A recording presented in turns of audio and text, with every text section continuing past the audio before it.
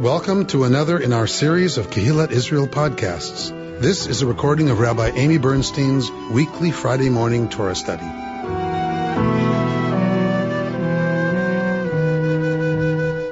So we'll jump right into the Torah text. Something new and different. God says to Moshe, tell the Israelites to turn back and encamp before Pi Hahitro, I don't know what that English is, Hachirot in Hebrew, between Migdol and the sea, before Baal Tzifon, you shall encamp facing it by the sea.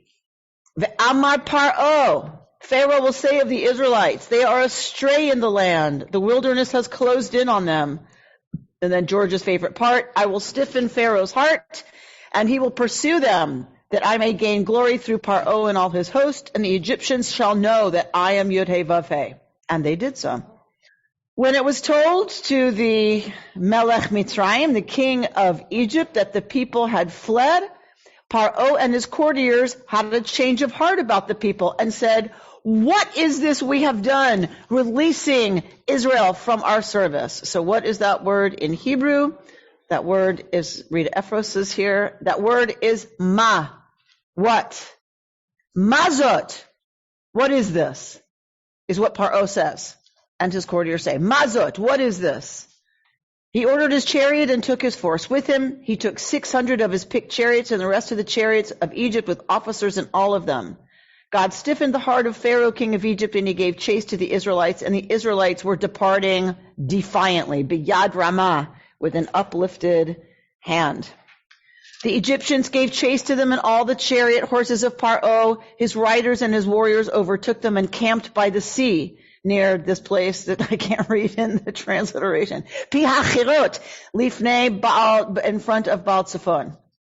As Pharaoh drew near, the Israelites caught sight of the Egyptians advancing upon them. Greatly frightened, the Israelites cried out to God. And they said to Moses, right? Mazot! What is this? Everybody's Mazot!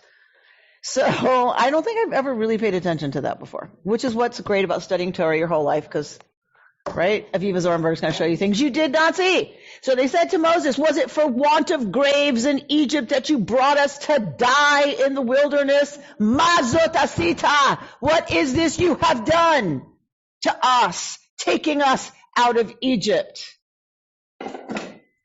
So they claim they told him so. Is this not the very thing we said to you? We don't have that scene where they said this to Moshe in Egypt. Isn't this what we told you, that better we serve the Egyptians than die in the wilderness? What does Moshe say to the people? Al tira'u, don't be afraid. Hityatzvu, y'all know this word from nitzav, right? Stand firm. Hityatzvu. Ur'u, and see at Yeshuat Adonai, the deliverance, the salvation of Yud-Heh Vav-Heh. Yes, salvation is our word, people. That's our word. Asher ya'aseh lechem, what God will do for you, hayom, today. Ki asher re'item et Mitzrayim. This is a very interesting sentence that's very hard to translate comfortably out of the Hebrew. Ki asher re'item et Mitzrayim, hayom. Right? That's kind of tangled. Because for Asher, that you see Egypt today, clear, huh? Lo tosifu lir'otam, you won't additionally see them again forever. Okay, what the heck is that supposed to mean? Aviva Zornberg's going to talk about what this means. So, what does our English say? Stand by and witness the deliverance which God will work for you today. For the Egyptians whom you see today, you will never see again. Okay. It's not a great translation, but okay, we're gonna leave it for now. Adonai yilachem lachem ve'atem tacharishun. Yud-Heh Vav-Heh will fight for you. Y'all, shut up. Essentially. Shut up. Hold your peace. Okay, that's a lovely way to say, shut up. And God says to Moshe, Ma titzak elai. Ma, again, with Ma. God says to Moshe, Ma titzak elai. What? You cry out to me? Right? Daber b'nei Yisrael v'yisa'u. Speak to the people of Israel and let them move forward. And you lift up your rod out over the sea, and it will split so the Israelites may walk on the Yabashah, on the dry ground. And of course, God is going to stiffen the hearts of the Egyptians. And then we have the rest of this amazing incident, the rest of this story. The Egyptians, of course, come in and pursue them, and then they get schmeist, essentially. Right? Okay. So we kind of know that part of the story. All right. And then we get you see here how it's written in the Torah. They reproduce it in the printed version. You see how this appears, how the writing is different.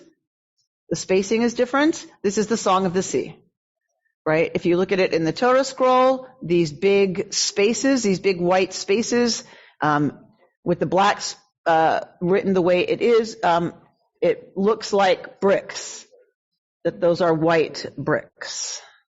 So it is a scribal tradition to preserve the understanding that this is them leaving the slavery that entailed them working, of course, with brick and mortar. Okay. I'm sorry? Well, it's like,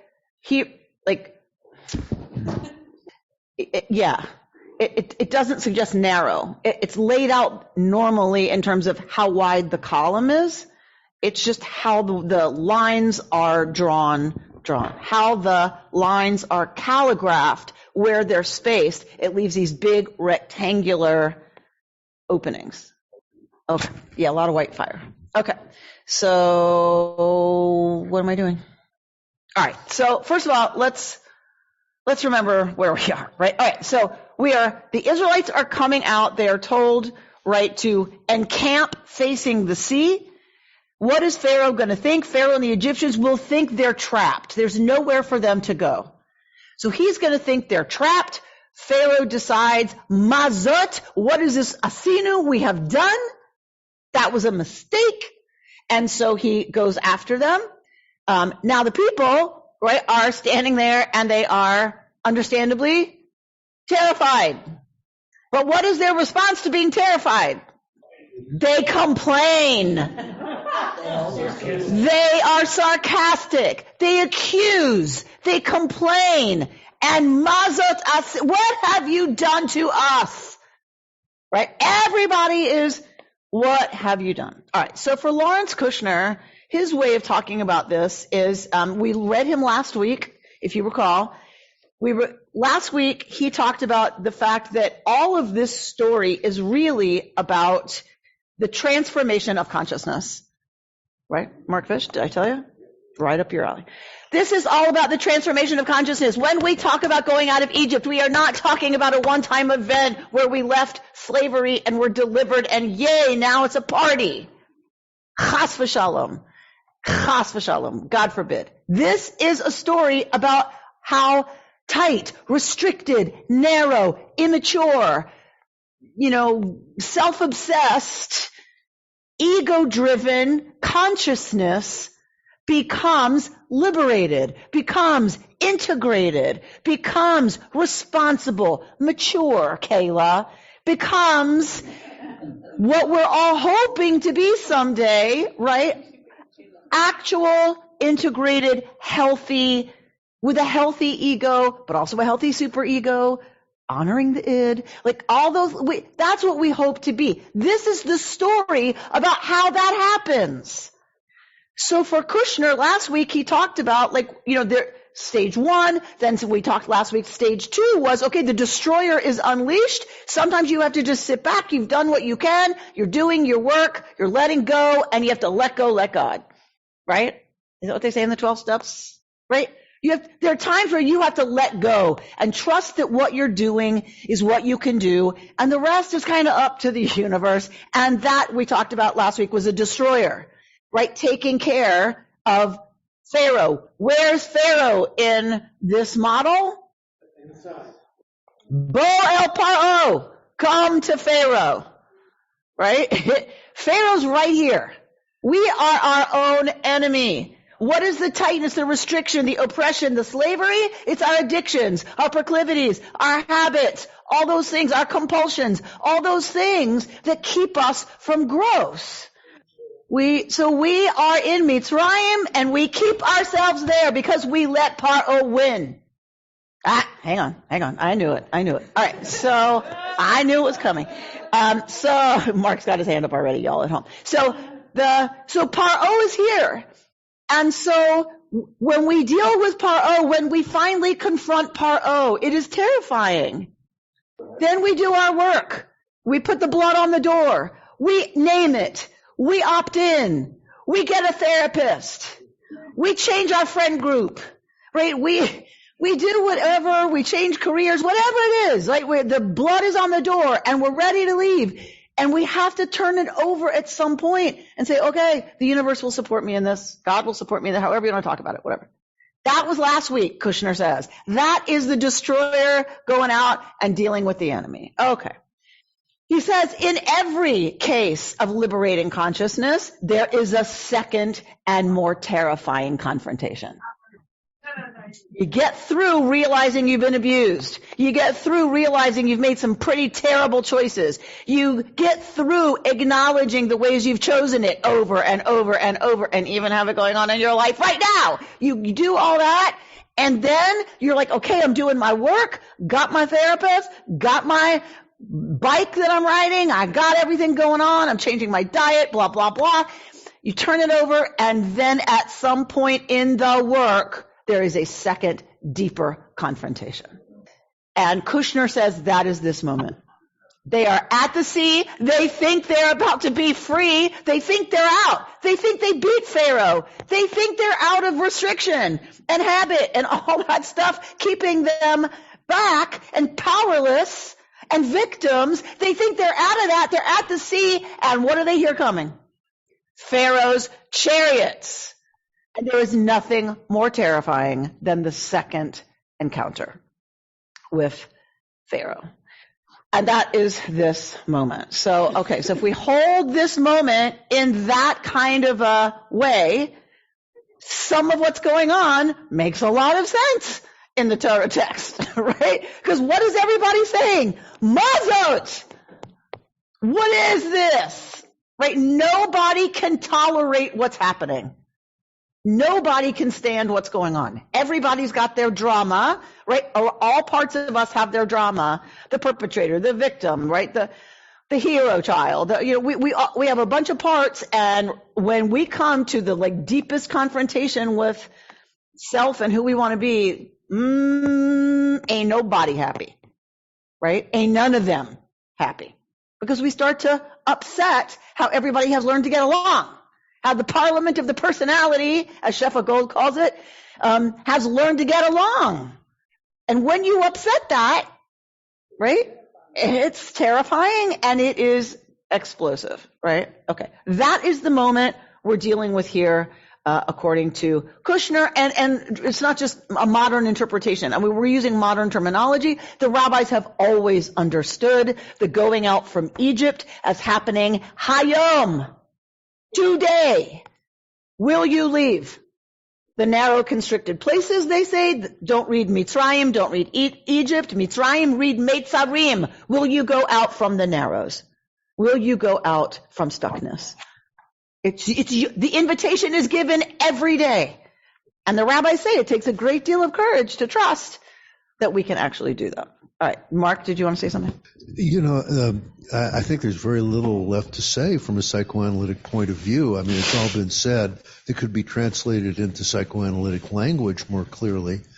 But I think one thing to say about it is that it seems to me that this represents a kind of moment of transition from a two-person psychology to a three-person psychology.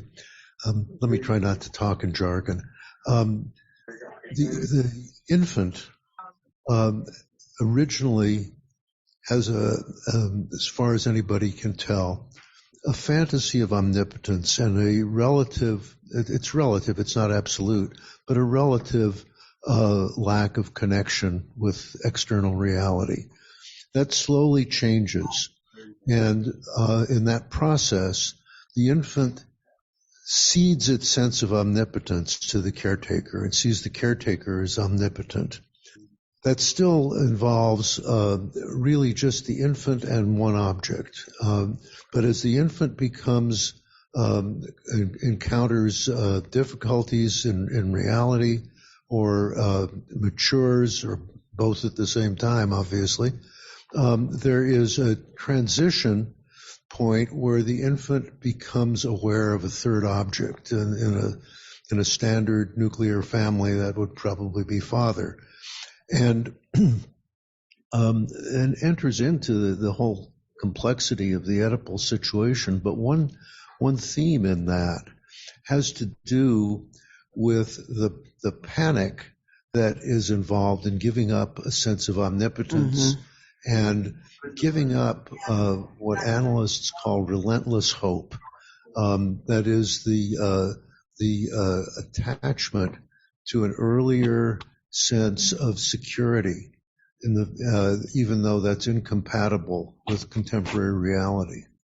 Okay, so Mark just essentially broke down like the whole story here. Right. So, the panic at getting it that we are not in control. The panic that comes when we have to give up relentless hope that we're not going to fall next time we try to go down those stairs. Right? The panic at I might get hurt again.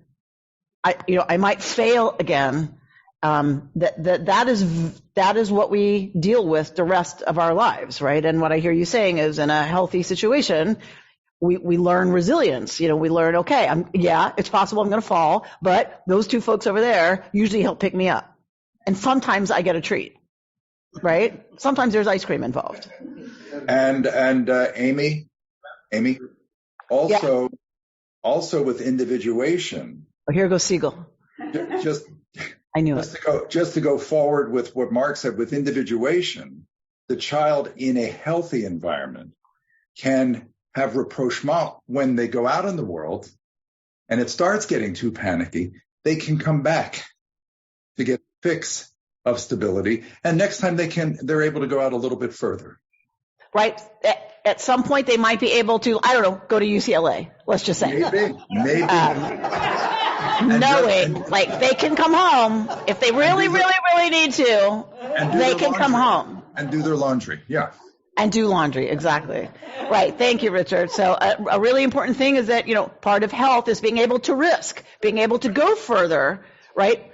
And risk more, as we get more experience of safety reinforced, that it will be there. Right. And it becomes, of course, other people, our friend group, our Torah study group. I think the other interesting thing with what Richard and Mark have said is that we can look at this from the modern psychoanalytic point of view or psychological point of view, but it began in the Torah. And what was the expression you used? It's the encyclopedia of the Jewish psyche. Thousands of years ago, and the insight in this story that applies just as richly today, maybe even more so today, is what's amazing to me. Yeah. And that when people say, is what happened in the Bible true, Rabbi? Well, hello, right? Of course it's true, because we're talking about mythology. We're talking about human beings. And we love to think we are so much more sophisticated, right? And really, human beings have not changed a lot. So on the one hand, it is wow, it's all here thousands of years ago. And on the other hand, I'm kind of yeah, duh.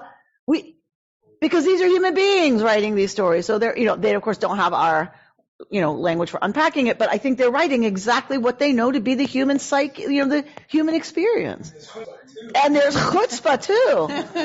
Okay, I don't get the metaphor though, because when you have your backs to the sea, there's nowhere to go back to. There are no parents out there to go home to from UCLA. Right. So where is the safety? Where is there safety? The real terror of the story is there is no safety. Where is there safety? There's only safety in you. Where's their safety? Thank you. What? God. Oh, yeah. Oh, yeah. Oh, yeah. Oh, yeah. Oh, wow. Yeah. Okay. All right. Right. Their safety is that they keep looking in the wrong place. That's the whole problem here. They're looking in the wrong place because it's too hard. It's easier if I could go home. But what if I can't go home? Then what? We have to get to a place where, right, it's not going to be mom's house anymore. We have to move to a place of grown up where it's now it's in us. It's in our relationship to trusting that the universe is a loving place, that we will figure it out, that it's happened before we've fallen, and there have been people to pick us up. There'll be somebody to pick us up, which is why it is so devastating and so shocking to people. I've seen it for 25 years. They are shocked at what happens to them when their parents die in their 80s. Like, it's not a shock to anyone else that somebody necessarily dies in their 80s. That's, that's 90s. 90s, in their 90s. Sorry, of course, Judith, in their late 90s. So that's not a shock. But what people are not prepared for, because they've been out of home for so long, they're not prepared for what it means that now it really is gone. It really is gone. Whatever your relationship with them, like, it's really gone. That reference point back is really gone. And it's my atheist parents would say that falling back on God is also a crutch. It's like going back to your parents. Right, but thank God we're not your parents. Right? We don't have that limited divine being. But it just pushes it further away. I mean, the whole notion. It locates it in truth. The truth. What is the truth? Where is your safety? Truly. The safety is in trusting Yeah, but you don't do it by yourself. If you were on a desert island, would you feel so safe? But your parents made you what you are, the person who can feel safe. So they instill a sense that there are other people who can help keep us safe. Mm. Your partner, I hope, is one of them. Do you not find safety there? Yeah, but he could die. Well, of course, chas v'shalom, but in his late 90s, right? Right. But the point is, there are lots of people now, hopefully, that we bring into our life where we do locate safety. Okay, but so why push it out further to God? Because first of all, this is a religious story. I mean, these are people who, and I personally would use that language. I would say my safety lies in trusting that the universe is a loving place, and that I am held and seen and known, and that doesn't always have to be by a person. That is sometimes, truly for me, I use God language for it. Other people might not, but I don't mean a being who's going to take care of me. I mean, I trust that I'm safe, resting in the care of the universe. Okay, and so you're saying that the maturity of this people is realizing that. Okay. Right, and they're not there yet. Right, they're not there. That's why we're staying here. Because this is the intro. Okay, we got hands all over the place here.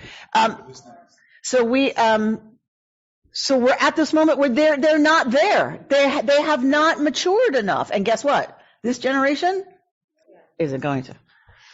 I was just thinking, if you have as your experience, both as a human and in this story, a people, of being enslaved and not being taken care of, doesn't that tie in with what you were saying last week or the week before, that then that's why they have to roam in the desert, because they don't have that resilience or that place of safety to fall. They don't trust that place of safety to fall back on?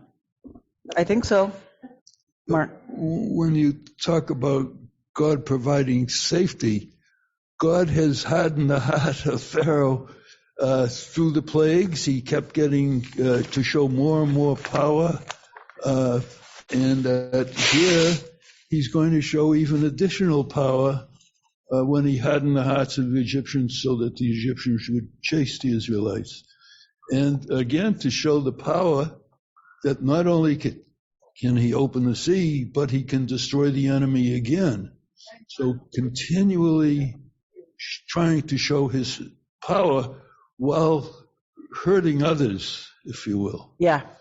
And but the power that God is showing is as if Moses had an army, and this is the belief is the army. Right, and this ties in with what you said last week, which was you said you finally kind of got to a point where you're like, now I get it. God wasn't just showing the Egyptians. God was showing the Israelites because they hadn't had an experience of safety. And so God is trying to show them, I got this. I can hold you. I can protect you over and over and over and over. That I created. Okay, that's another topic. Mark, he's not going to let it go, I know. I think if we look at this as a myth or as a depiction of the internal workings of the psyche, there is something that's really crucial here, and that is the notion of an internalized object and the way in which those internalized objects, which are obviously built up over long periods of time, partly out of experience and partly out of the infant's capacity to understand in various ways, colored by the infant's own internal affect, internal drives, and so on. But once those internal objects are established, they're not immutable, but they're very hard to change.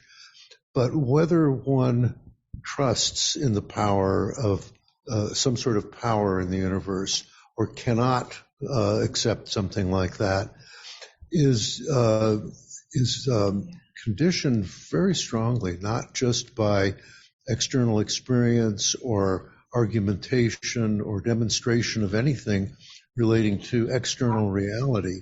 That's part of the equation, but a very much more important part of it is the capacity to take in certain kinds of feelings, manifest certain kinds of attitudes based on the internal objects that have been built up, so that all of these other things that have to do with external reality have their own legitimacy and need to be talked about in their own terms.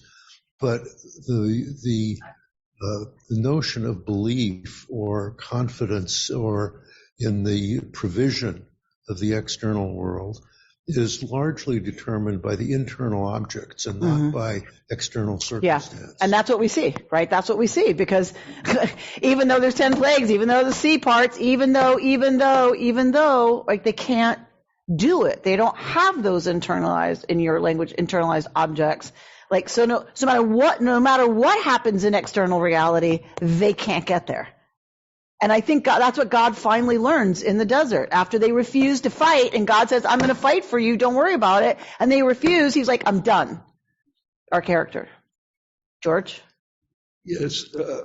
One difference here, at least in this part, is that with the blood in the doorpost, people chose to opt in. Mm-hmm. This one, though I've heard other interpretations, Moses raises his arm and splits the sea. But one of our rabbis said an individual had to act first. Nachshon ben Abinadab is the midrash that Nachshon moves in. Now, does that contradict this? Not that I'm... For me, no. And I'll tell you why. Because where I look for that midrash is when it says, God says, Ma, why are you crying out? What is this that you're crying out to me? Talk to the people, vayisa'u, and they will move forward. Tell them to move forward. So there's an interpretation of that says they move, and that's when the sea can part. No matter what Moshe does, it's not going to part till they move forward. Individual action. That's how I read it, because that's how I prefer to read it. But okay. Yes, I prefer the individual actions. Right. Okay. So let's go to Zornberg. She's just amazing. Okay. So I put for you on the sheet. Okay. And somebody said, they said last week, where do we find that sheet on Safari? So just be clear, I put these together. I make these for you, these sheets. And now I've gotten myself, Lee Conrad's walked into my office yesterday and saw like all these papers. And it's like, I have now gotten myself into doing this every week. All right. So you have to look for me on Safaria, because these are my sheets. Okay. So what I did was I put these texts that we just quoted on here so we can be reminded of them and have them like stacked before we get to Zornberg. Yes, thank you. All right. So when the king of Egypt was told that the people had fled, what does he say? Mazot asinu. What is this we have done? As Pharaoh draws near, greatly frightened, the Israelites cry out and they say, Mazot asita. What is this you have done to Moshe? So Pharaoh says, what is this we've done? And then the people say, what is this you have done, Moshe? All right, are we good? All right, we're going to put them down. Mazot asita. What is this you have done? Say the people. Then, what does God say to Moshe? Matitzak elai. What is this? You crying out to me.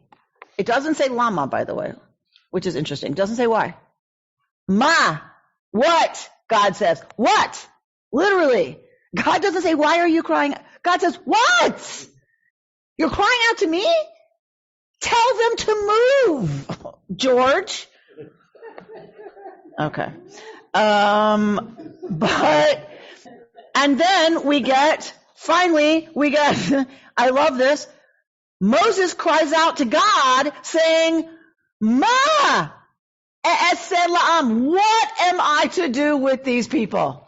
Right? They start complaining because they don't have water. So they're not very long out of Egypt before they're like, we don't have water. We're going to die. What have you done? And Moshe says to God, what am I supposed to do with these people? All right. Aviva Zornberg says, these questions can be divided into simple what questions and more sophisticated, effectively, why questions. I'm suggesting, she says, that even the simple ma questions veil corrosive moral challenges. The ma questions that demand a why translation are more manifestly reflective, subversive, restless. All right, so she's saying it's not just a simple what have you done. That doesn't make any sense. They know what has done. They're asking a what question that needs a why answer. What is this that we have done? Pharaoh asks himself after releasing the Hebrew slaves. What is this that you've done to us in taking us out of Egypt? The Israelites ask Moses. Why are you crying out to me? God asks Moses. Why are you quarreling with me? Why are you testing God? Moses asks the people. Why then have you brought us out from Egypt? The people ask Moses. These questions interrogate the narrative of redemption. The ma tries to push to the limit of the known, the obvious. To ask what or why is not to ask for scientific definitions, but to probe the unknown, to insist on depths yet to be plumbed. They know what's happened. What are they really asking for? I think, Zornberg's so hard to get my head around that, I'm not sure. But I think what she's saying is they're trying to get past the obvious and what's known, and they're pushing towards something else. What Pharaoh has, and so now she talks about some of what's happening in our psychodynamic model. What Pharaoh has lost is a sense of gravitas, of kavod, honor, importance, weight. In all his resistance to God, I shall not release the Israelites, he was involved in the high drama of being needed by God.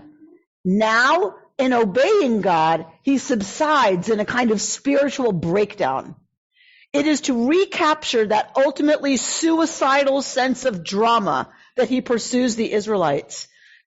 In modern terms, we might speak of a sadomasochistic pathology in which the tormentor requires the excitement of breaking taboos, the battle with conscience to give substance to his life.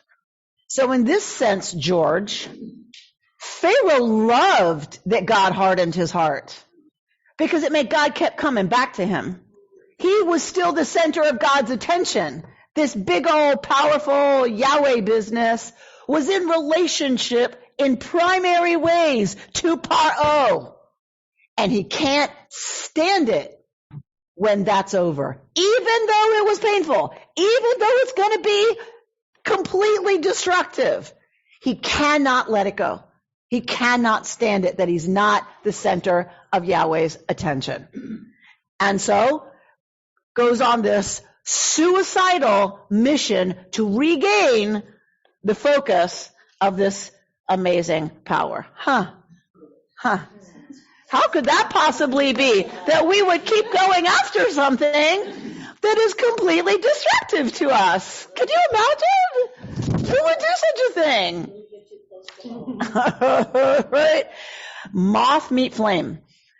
This, I think, is a brilliant interpretation of what's happening actually for Pharaoh, and on some level the Egyptians, like giving up, being the center of attention, no matter how painful and scary that might be. When it goes away, it's like, really? This is it?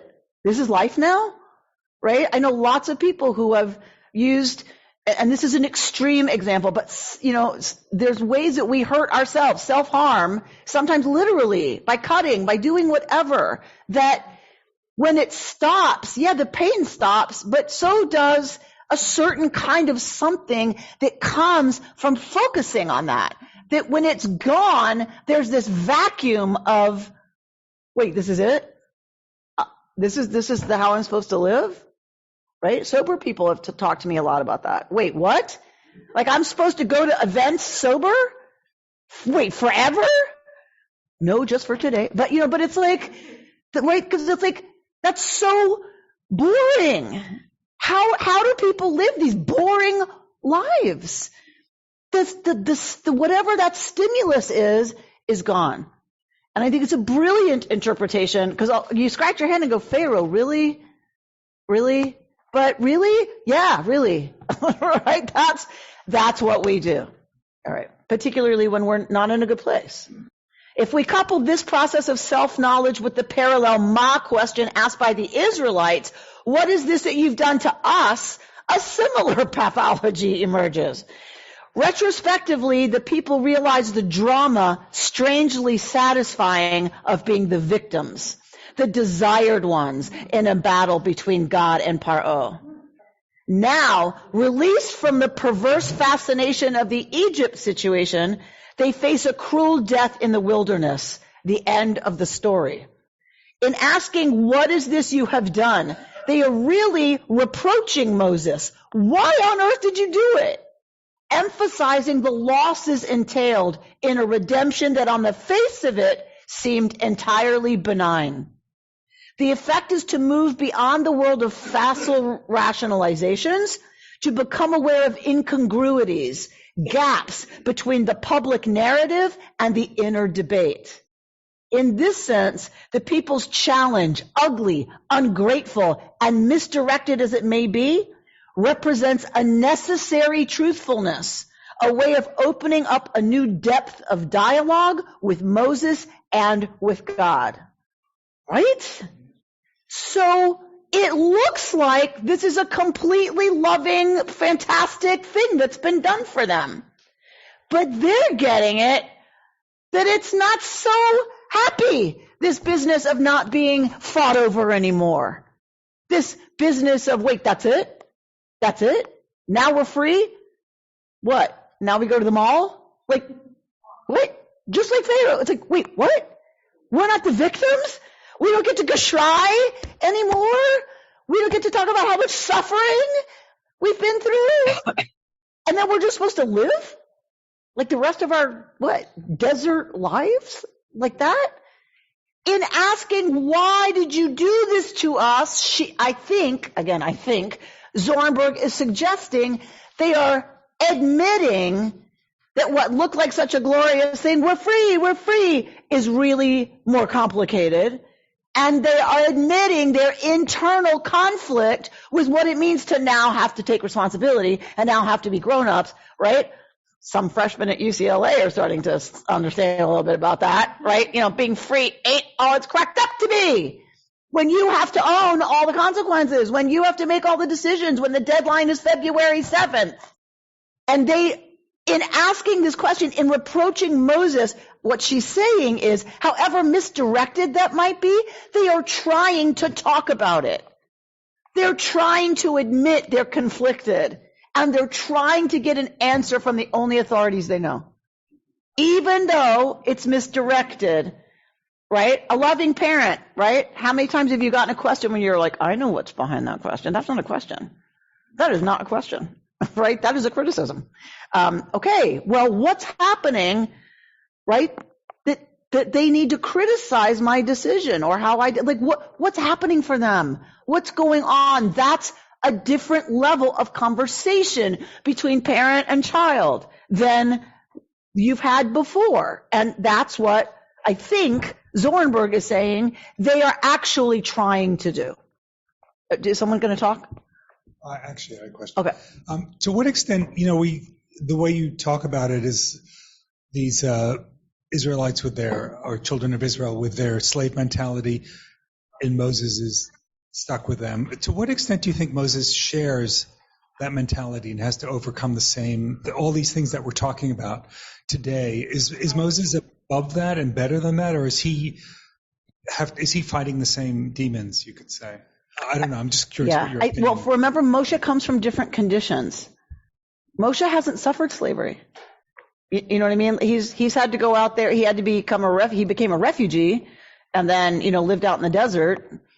But we don't have evidence that Moshe suffered. I think Moshe is complicated.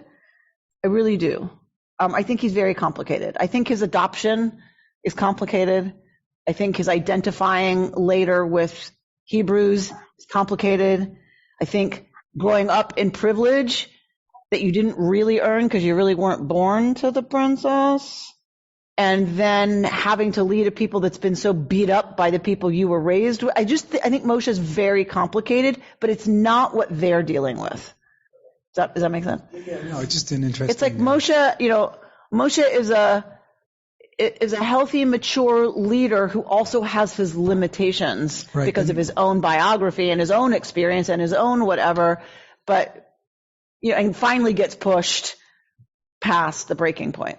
Yeah, I mean, him pitching his tent outside. He is an extremely complicated person, but I guess you could probably write a whole thing on and people have, I'm sure, just on his psychology. It's he's going through a different trauma. Yes. Yeah. And I can't recommend highly enough Maurice Harris's book, Moses, A Stranger Among Us.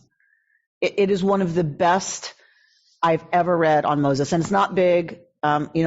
It's a beautiful discussion of What's Moses. The title? It's called Moses, A Stranger Among Us by Maurice Harris, a good Reconstructionist, but a really wonderful, all the way back to the midwives and Yocheved and really, really looking at Moshe and the people in his life and all of those things that came to bear on who he is. And it's a very good read because it really opens up how complicated Moshe is. He's a stranger and he's the leader, but he's not of them, but he kind of is, but he isn't really. Do you know what I mean, Lane? So it just is, he's very complicated. Yeah, I wonder if a comparison is the complaints, a white person writing about the black experience, and whether it's a different point of view, but it's somewhat real, from a different point of view. Yeah. Okay, so the people have cried out, right, at Moshe, really accusing Moshe, essentially, of this wasn't such a great idea, maybe, this redemption business. At the very least, the people cry out of primal fear, right? We get that. We get one of the reasons they're crying out is they hear chariots and there's an ocean a sea in front of them. Moses responds, I love this, by speaking of vision. That sentence, that tangled sentence we tried to unpack. See the deliverance which God will work for you today. For the way you see the Egyptians, you will never see them again. The way you see them hayom today, you will never see them again. That is a critical difference in translation and in interpretation. See what she did? Is the Torah uses see. The Egyptians that you see today. What she's saying is you will never see them that way again. Instead of reassuring them about the objective outcome of the present crisis, meaning it's going to be okay, there's going to be a parting here, right? There's going to be a highway, don't worry. That's not how Moshe answers. So rather than talking about the objective outcome of the present crisis, he speaks about their personal perspective. Fear is born of a way of seeing. A changed way of seeing will change their feeling and thinking. It is this level of experience that the word ma addresses. Pharaoh recognizes an unspeakable loss in saying ma. Moshe responds to the challenge of adversary narratives by speaking of fear and personal vision. Right? So my take, which I added here because I was afraid I would forget it, what if we addressed adversary narratives this way? Right? Redirecting the conversation to speaking, identifying possibly, of fear and personal vision. I'll give you an example. I was at Shabbat at the Rocks. A guy comes up, Israeli, very clearly an Israeli, and he starts talking to me, and we're having this conversation, and he's talking about something horrible that had happened, and I responded with, I know that's horrible, and given the government that's in place right now, we can understand that it's a powder keg over there. And he's like, he got furious and came at me with, you are denigrating the experience of every Jew and every Israeli by even suggesting there's a relationship. And he was so angry that I was like, and I said, that is not true. That is not what I'm doing. What I'm saying is, right? So, and then I was like, this is just stupid. This is just stupid. This is not going to go anywhere. It's Shabbat on the flippin' rocks. I'm not doing this right now. But what I said was, you know what? I would love to have lunch with you. Would you be willing to sit with me and have lunch? And he said, why would you want to do that? I said, because I would really like to understand how you've gotten to where you've gotten, how it is that you think the way you think, and to explore, is there a possibility, that there's something to be said by both, whatever I said. And he said, if you're serious, then yes. We're having lunch on Wednesday. But it was a big shift for me, right? I'm an Aries. Right? It's coming, March 21. So, because it's an adversary narrative, right? And my usual response is, why just because you say it does it make it so? Listen to yourself. And it was just like, Amy, that is not, there's fear and a personal way of seeing things for him that leaves him unable to hear you. Okay, well, what if I can over lunch identify fear and his personal vision and own mine, and see if there isn't another kind of conversation that can happen, which is what Zornberg, I think, is talking about. Stop arguing your perspective and the facts. Start talking about the fact that we have perspectives. How did they get formed? Why are we so locked into them? What is it I'm afraid of? If you can't admit I might have a point, what are you afraid of if I actually might have a point? Right? That's where we have got to start getting, I think, if we're going to deal in any constructive way with the polarization that is only getting worse. And what if we asked of each other to look at and shift our personal vision, moving it from fear to possibility? Is there a possibility it's not a zero-sum game and I might be right too?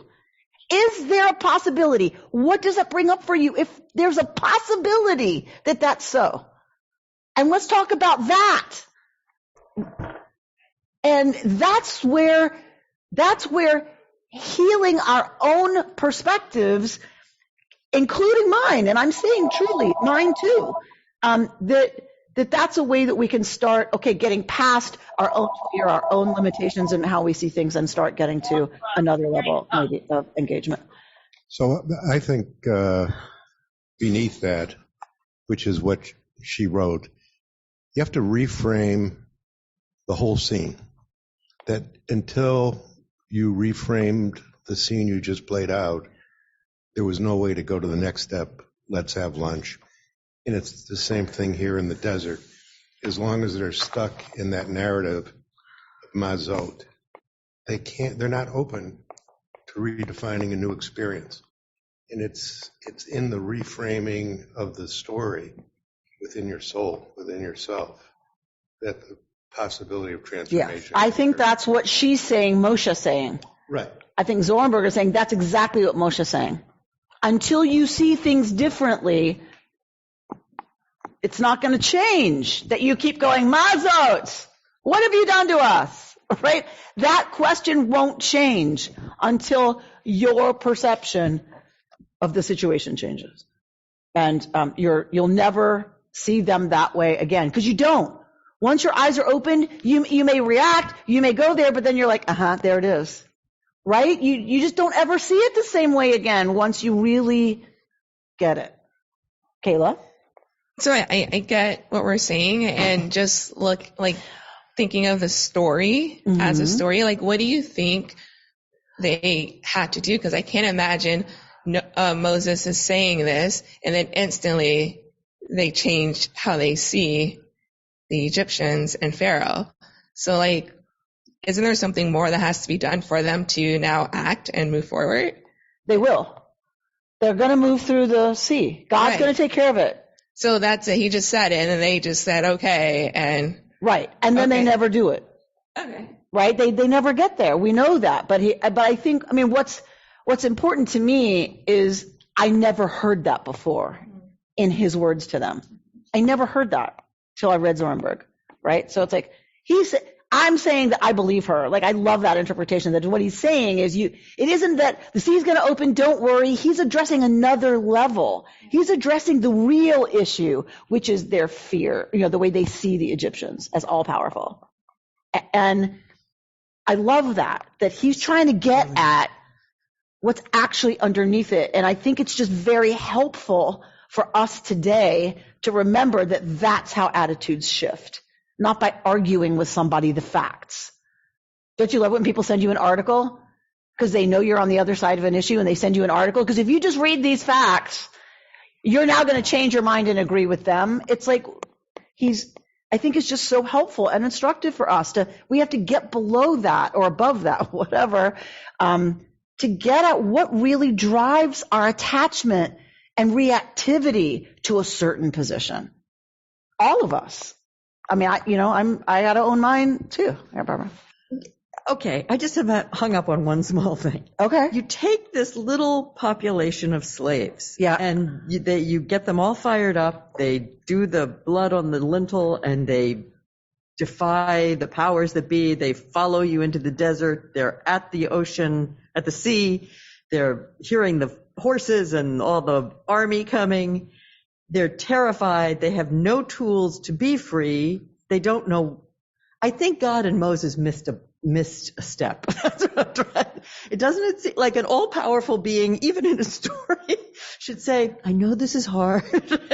Something training. I think that's what Moshe's saying. And then the sea is going to open and they go through. They are rescued. But they don't know how to rescue themselves. No. So that's what they're supposed to learn in the desert. But how? They're supposed to build a mishkan. They're supposed to have a priesthood. They're supposed to offer sacrifices. They're supposed to identify when they've done wrong. They get a Torah. Sorry.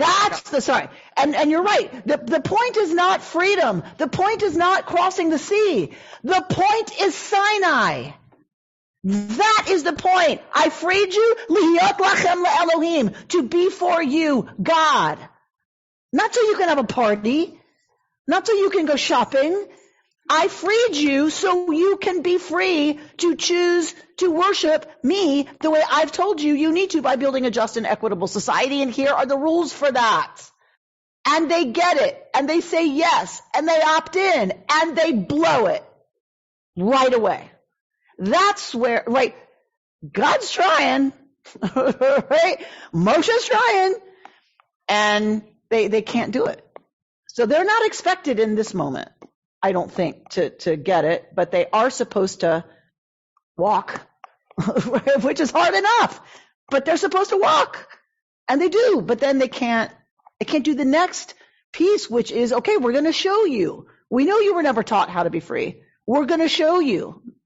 Here it is. Here's the plan. Here's everything you have to do and not do. And they can't do it. So the whole Torah is a story of failure. ultimately. It's one of the most powerful stories in the Torah. It's one of the most powerful in the Torah. I couldn't agree more. I could not agree more. And I don't think there's a human alive who's done any kind of work on themselves who can't resonate on some level with some of this. All right, Lee, speak. I feel like someone should defend the Israelites a little bit here. Like, God is trying. Lee's going to defend the Jews. But, I also think that, they're trying. To the point of them having limited tools and, maybe sort of, a lack of preparation.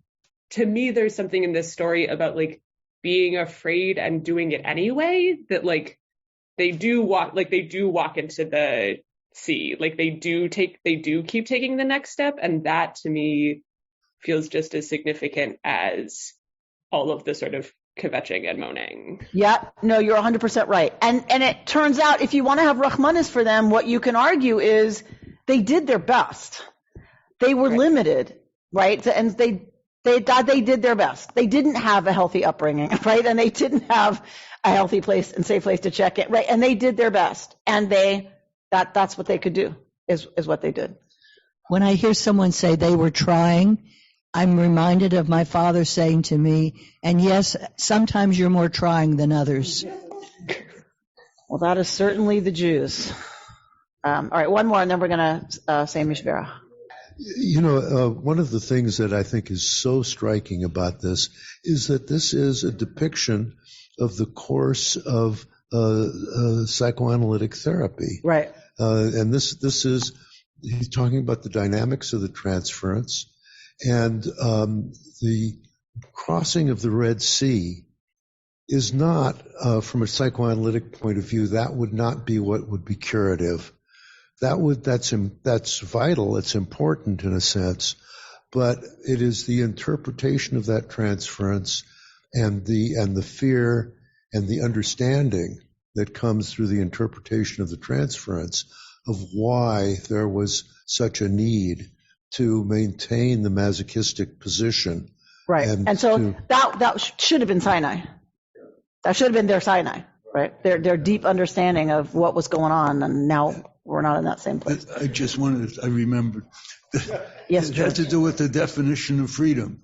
The freedom was to choose to follow the Torah and go to Sinai, which is not free. Well, the choice was freedom, but then you are now choosing another set of laws. Correct. If you will. That the real freedom. A friend of mine, when he retired, after a month, he said he doesn't know what to do. Total freedom, no restrictions on what he can do. So that indeed one needs a set of laws, right, if you will. And if we as a society didn't have laws, none of us would be free. We'd all be, held captive by how strong am I? Who can I fight off? Right? And so, exactly. So that's the point of Sinai, is you are free to build a society in which everyone can be free. You've been listening to Rabbi Amy Bernstein's Friday morning Torah study from Kehillat Israel in Pacific Palisades, California. For more information, go to our website, www.ourki.org.